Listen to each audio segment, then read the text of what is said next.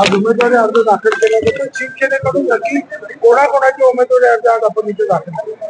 शिवसेनेच्या पक्षप्रमुख आणि राज्याचे उपमुख्यमंत्री एकनाथ शिंदे साहेब यांच्या पक्षाच्या आदेशाने शिवसेनेच्या महापौरासाठीच्या उमेदवार सुचिता रुपेश म्हात्रे यांचं फॉर्म भरलेलं आहे. दुसरं फॉर्म आहे बालाराम चौधरी यांचंही महापौरासाठीचं दोन फॉर्म भरलेले आहेत. आणि शिवसेनेच्या उपमहापौरासाठी अस्मिता प्रभुदास नाईक यांचं फॉर्म भरलेलं आहे. आम्ही कालच आपल्या मीडियाच्या माध्यमातून शिवसेना भिवंडी महापालिकेच्या निवडणुकीमध्ये महापौर आणि उपमहापौरासाठी उद्या अर्ज भरणार आहे. आज अर्ज पक्षाच्या आदेशाने भरले.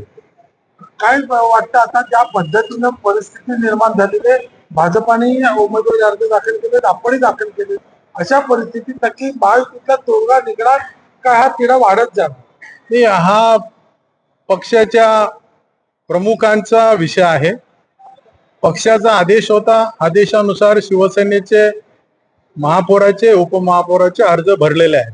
त्याच्यामुळं याचा निर्णय अंतिम हा पक्षाच्या प्रमुखांच्या लेवलला होईल.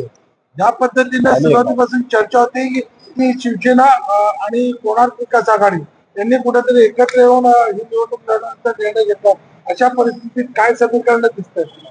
आपल्याला 20 तारखेला ही समीकरण पूर्ण जुळलेली दिसतील आणि आमच्यापेक्षा आपल्याला मीडियाला जास्त माहिती आहे.